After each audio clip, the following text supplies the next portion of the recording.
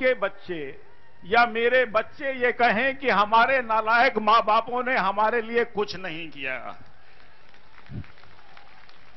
ये ऐसा सड़ा गला देश छोड़ गए वो बुड्ढे, ये साली हमारी से जो पहले वाली जमात थी इन्होंने मरवा दिया। मेरे बच्चे बोलेंगे मेरे से वो बर्दाश्त नहीं होगा, मैं लड़के मर जाना पसंद करता हूं, जिंदा नहीं रहना चाहता।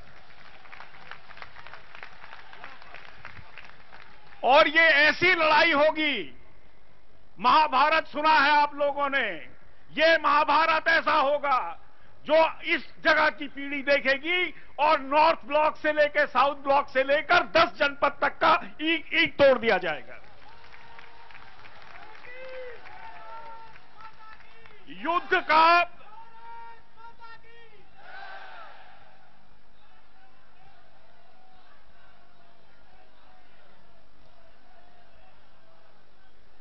हम आपको कुछ बहुत बड़ी बड़ी बातें बताना चाहते हैं जो जनता से छुपी हुई हैं।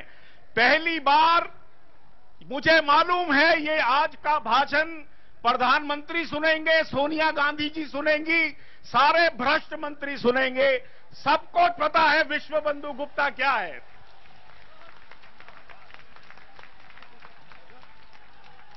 और मैं अपनी बात और आप लोगों की बात वहां तक पहुंचाने के लिए एक एक चीज का आज खुलासा कर दूंगा। सुब्रमण्यम स्वामी जी मेरे दोस्त हैं, उनसे ज्यादा मैंने लड़ने वाला आदमी नहीं देखा, मुझे पता है। सुनिए, हम लड़ेंगे, मरेंगे। अब आपको मैं कहानी बताता हूं, ध्यान से सुनिए। इस देश के साथ धोखा कैसे दिया गया पिछले 6 सालों में, आराम से सुनिए। ये ऐसी कहानी है जो आपको सुनकर आपको चौंका देगी। हाँ जी, मैं प्रणब मुखर्जी से मिला जो भारत के वित्त मंत्री हैं। मैंने कहा, योर एक्सीलेंसी मिनिस्टर साहब, हमारा स्विट्जरलैंड में 70 लाख करोड़ हमारे लोगों का पैसा पड़ा हुआ है, आप उसको लाने के लिए कानून क्यों नहीं लाते?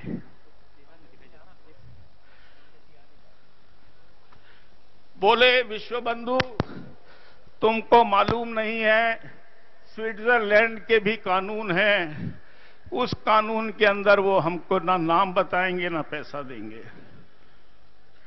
सुनता रहा, एक हिजड़े की बात सुनता रहा।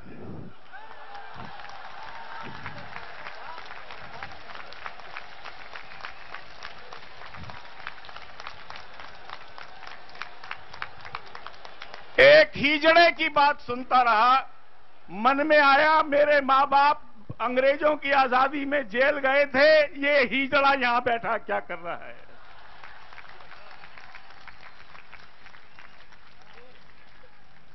ना वो सिर्फ हिजड़ा है, वो झूठा है।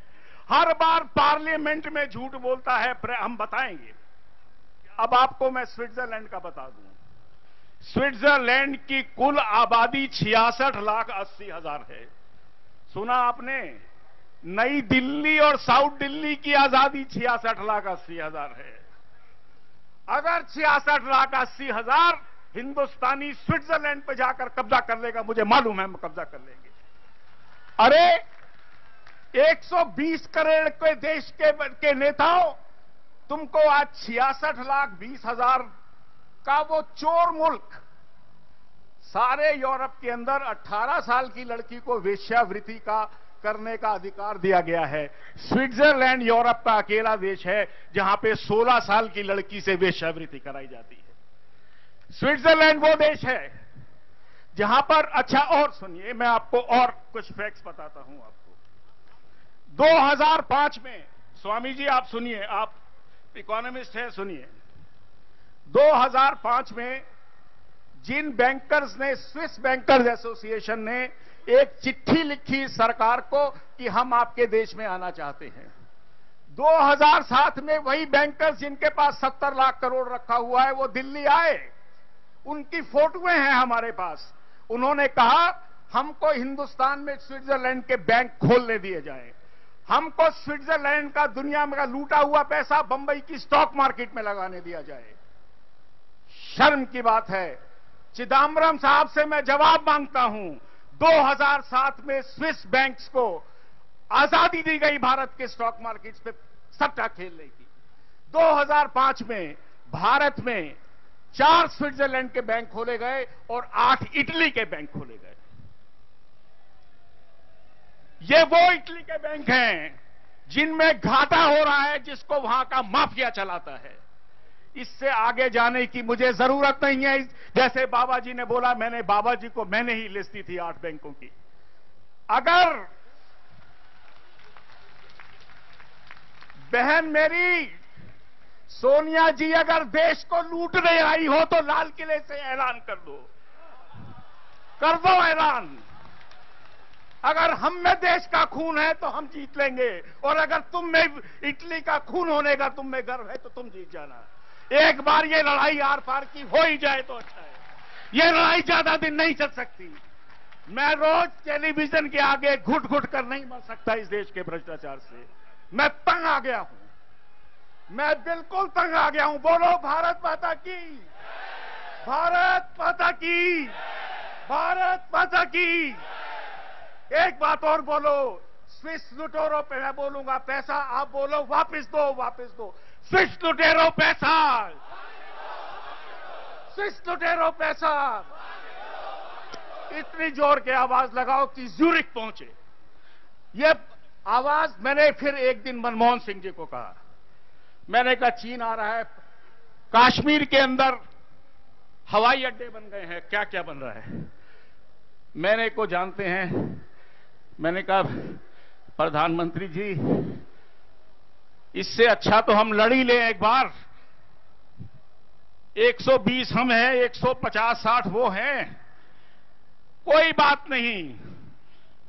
देखिए, जब 2 आदमियों में लड़ाई होती है, लड़ाई वो नहीं जीतता जिसका कद ज्यादा है, लड़ाई वो जीतता है जिसमें लड़ाई ज्यादा है। हाथ हो जाएं 2-2, कश्मीर पर ही हाथ हो जाएं 2-2, चीन से ही हो जाएं। मुझे रोज मत डराओ उनकी, ये कभी दिखाकर यहां पर डैम बन रहा है, ये यहां पर ये बन रहा है, ये वहां पर वो बन रहा है। इस साली लानत भरी जिंदगी से मैं मरना पसंद करता हूं। बुला लो उसको, चीन की फौजों को, और हमारी फौजें भी जवाब देंगी और हम देंगे जवाब उनको।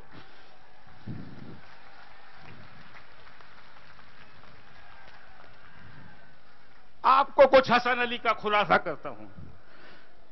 इनकम टैक्स डिपार्टमेंट जिसमें मैं कमिश्नर था, उसने पूना में छापा मारा। छापे में एक लैपटॉप पकड़ा गया जिसमें 17 नाम थे। एक नाम पढ़ा जा सकता था अदनान कशोगी का, बाकी 16 नाम कोडिट थे, समझ नहीं आ रहे थे। हमारे अफसर थक गए। उन्होंने कहा कि साहब ये नाम नहीं पता लग रहे। एक आदमी ने, एक ईमानदार ऑफिसर ने स्विट्जरलैंड को चिट्ठी लिखी, आप इन लोगों के नाम बता दीजिए। और कुछ हुआ ऐसे, उन्होंने कहा हम ये नाम देने को तैयार हैं अगर आपके वित्त मंत्री हमको चिट्ठी लिख दें। सुनिए जरा, इस देश के चिदम्बरम का कैरेक्टर देखिए आप। वो आदमी को इस्तीफा देना पड़ेगा। हम आपको उसका कैरेक्टर बताते हैं। हम चिदम्बरम का कैरेक्टर बताते हैं। चिदम्बरम ने क्या किया, 17 आदमियों की लिस्ट लिखी।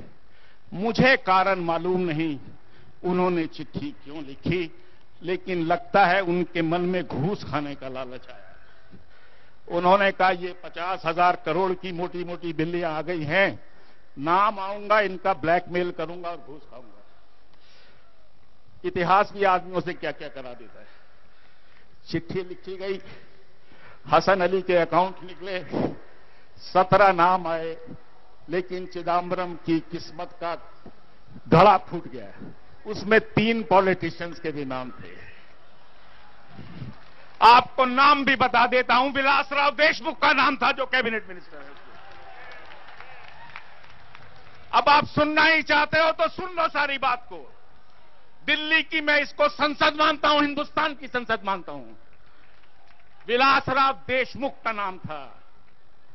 और उसके बाद वो घोड़े बेचने वाला आदमी जिसने 70 जिसके करीब 70 ये करीब 50 कितने हुए साहब ये? 25 billion dollar, 20 billion dollar, 100 lakh crore हो गया। 100 लाख करोड़ जिसने जमा कराया, फिर क्या हुआ? ये 3 साल पहले की बात है। आज भी हसन अली घूम रहा है। 3 आदमी। आज दूसरे का भी नाम सुन लो, जो विलासराव देशमुख के साथ था, जो हसन अली को मिलने गया पूना में। उस आदमी का नाम है अहमद पटेल। सुन लो सोनिया गांधी जी, सुन लो। बॉम्बे की पुलिस के पास वीडियो फुटेज है उन तीनों पॉलिटिशियंस की, जो पूना में रोज रात को मिलते थे। मैं अहमद पटेल से पूछना चाहता हूं, पता नहीं कितने लोग जानते हैं, वो हमारी यूपीए की चेयरमैन के राजनीतिक सलाहकार हैं। मैं नहीं जानता वो कौन सी राजनीति समझाते हैं, क्योंकि उनकी मीटिंग सोनिया गांधी से रोज रात को 12 से 2 बजे के बीच में होती। भारत के इतिहास में पहली बार मैंने राजनीतिज्ञों को रात को 12 से 3 बजे तक इकट्ठे अकेले बैठे देखा है। अरे उल्लू बैठ जागते हैं उस समय। तो ये सोनिया गांधी जी बताएं, ये अहमद पटेल बताए कि हफ्ते में कम से कम 2 या 3 बार जब सोनिया गांधी का फोन आता था, तो अहमद पटेल रात को 12 बजे गाड़ियां बदल बदल कर छुपने 10 जनपद किस लिए जाते थे? क्या होता था? क्या हिसाब तय होता था? क्या पैसे की बात होती थी? सारी दिल्ली को मालूम है। सुब्रमण्यम जी बैठे हैं। आज ये देश डिपार्टमेंटल स्टोर है। दिल्ली, हिंदुस्तान के इतिहास में इस सरकार ने वाइस चांसलर की पोस्ट भेजी। राज्यसभाएं बिक रही हैं 35 करोड़ की। हर चीज बिकी, और बिकते बिकते यहां तक आ गया, इस मुल्क की जमीन भी सरकार ने बेच दी। हसन अली, हमको मालूम है दाऊद का आदमी है। दाऊद का वो ही क्यों है? 2G स्कैम में आपने शाहिद बलवा का नाम सुना? शाहिद बलवा पे 2G स्कैम ने एक आदमी के कारण आज मुल्क में मैं खड़ा होकर बोल पा रहा हूं। वो है सुप्रीम कोर्ट के chief justice of India Kapadia, जो एकदम निहायत ईमानदार आदमी है। मैं चाहता हूं, मैं बोलूंगा, कपाड़िया जी आप कहीं जिंदा रहें। कपाड़िया जी, कपाड़िया जी, कपाड़िया जी। उस आदमी ने मजबूर किया सीबीआई को, आप जाइए, अनिल अंबानी को पकड़िए, टाटा को पकड़िए, शाहिद बलवा को पकड़िए, वीडियोकॉन के दूत को पकड़िए, एसआर के रुइया को पकड़िए, इनको लेकर आइए, और आज सब चक्कर काट रहे हैं। लेकिन हुआ इसके बाद कुछ और भी। शाहिद बलवा के यहां जब छापा पड़ा, तो बहुत बड़े बिल्डर हैं, वो पहले सड़क पर चलते थे थोड़े दिन पहले, उनके पास कागजों में शरद पवार के कागज मिले, हजारों करोड़ घूस के।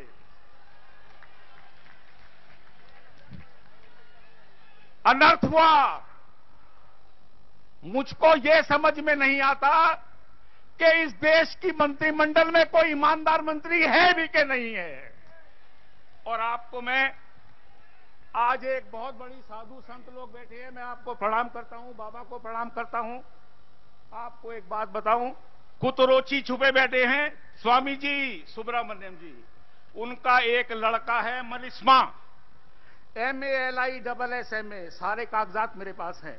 मैं कोई बात बिगर कागजात की नहीं करता। मैं कमिश्नर रहा हूं, मैं कोई जरा सी बात भी नहीं करता। मलिस्मा, अब ये कुछ इटली में कुछ और तरह से बोल रहे हैं, जो मुझे पढ़ने में आया। उस आदमी ने 2005 में अंडमान निकोबार में तेल की खुदाई का ठेका लिया, इस सरकार के अंदर लिया। जिस कुतरोची को ये आप स्वामी जी बोलते हैं, ढूंढो, मलिस्मा को इटली की सबसे बड़ी racketeer company ENI limited India के नाम से खोला गया। कुतरोची के लड़के का दफ्तर मेरिडियन होटल के अंदर है। चल पड़ो, चलो वहीं तोड़ के तोड़ देते हैं उसको साले का। नहीं सर, एक सेकंड, मैं बस बंद कर रहा हूं। कौन सा नाम? तीसरा हमको नहीं बताया जा रहा अभी तक। सुन लीजिए, बस मैं खत्म कर रहा हूं, आदेश हुआ है। इतना मैं बता दूं, वो मामला अभी तक मीडिया की नजर में नहीं आया है, न संसद की नजर में आया है। संसद के 80%